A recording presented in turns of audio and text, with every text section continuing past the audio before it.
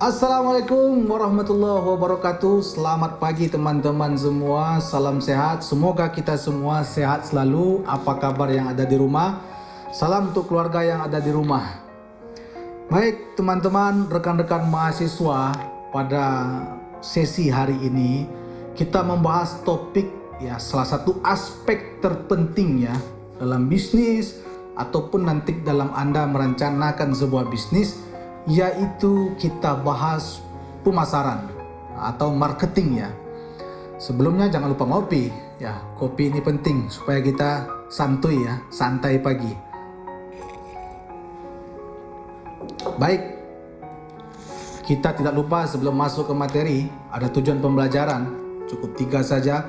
Yang pertama menjelaskan konsep pemasaran, yang kedua menjelaskan strategi dan taktik pemasaran, dan yang ketiga menjelaskan konsep bauran pemasaran. Definisi pemasaran, banyak teman-teman bisa pakai referensi buku apa saja. Kalau Kotler itu udah bapaknya pemasaran itu, silakan dilihat.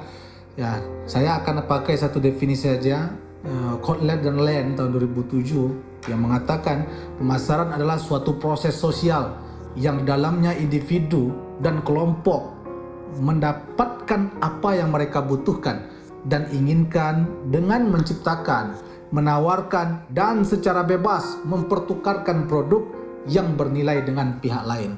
Banyak definisi tentang pemasaran, boleh silakan ambil dari sumber-sumber manapun. Pemasaran itu terdiri dari barang, jasa, dan gagasan.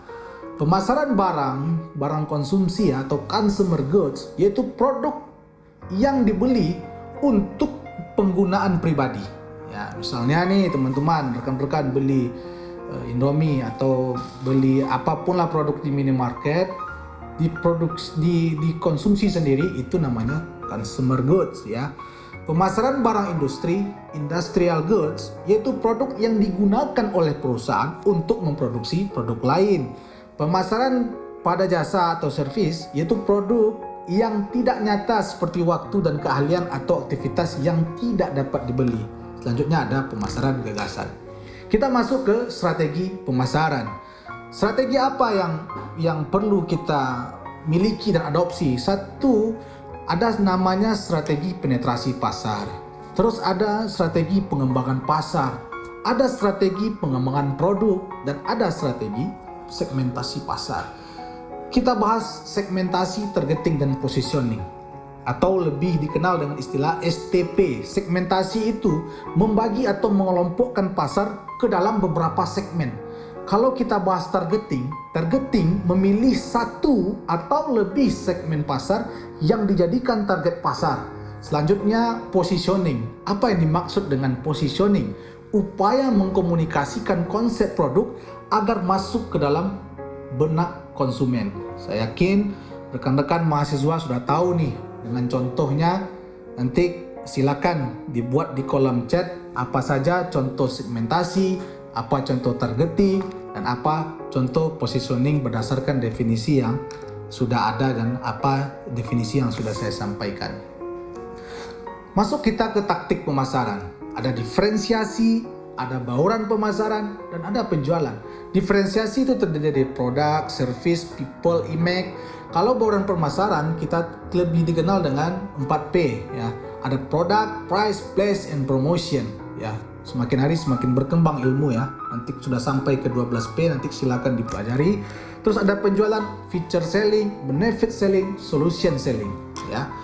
Kalau kita bahas masalah produk, kita kenal istilah product life cycle. Produk berjalan melalui berbagai tingkatan menunjukkan tahapan dari pertumbuhan yang dapat memberi gambaran manajemen perusahaan untuk mengambil keputusan apakah produk tersebut akan dilanjutkan atau tidak dan kapan produk harus diperkenalkan . Jadi kalau kita lihat di product life cycle, itu ada tahap awal introduction, ada growth, ada maturity, ada decline. Kalau perusahaan sudah mengalami masa decline, maka harus dilakukan inovasi agar dia grow lagi . Untung-untung dia sampai lagi kepada tahap maturity. Kita bahas price. Pendekatan penetapan harga secara umum meliputi suatu atau lebih 3 perangkat pertimbangan ya. Yang pertama ada cost based pricing, ada value based pricing, dan competition based pricing ya. Kalau place ada 4 seluruhan 1, seluruhan 2, seluruhan 3, seluruhan 4 ya. Jadi semakin panjang seluruhannya maka harga tentu akan berubah ya. Kalau kita bahas promotion, di sini ada advertising, contoh koran, televisi, direct mail, radio, majalah, iklan, ya, iklan luar ruangan, internet, periklanan maya dan lain sebagainya. Kalau kita berbicara personal selling ya, ini macam-macam promotion ya, bentuk penjualan yang sangat efektif untuk pemasaran hubungan. Sales promotion, produk get out the crowd ya, penghubung ke media lain, mendorong trial purchase lebih diingat oleh konsumen. Selanjutnya ada PR, public relation, publikasi kegiatan pelayanan terhadap masyarakat umum. Saya rasa untuk bagian sesi materi pemasaran ini cukup sampai di sini. Saya menyampaikan garis besarnya saja. Untuk yang lebih spesifik atau ada pertanyaan silakan langsung di kolom chat. Semangat teman-teman, tetap semangat, tetap berjuang. Salam sehat untuk keluarga yang ada di rumah. Assalamualaikum warahmatullahi wabarakatuh.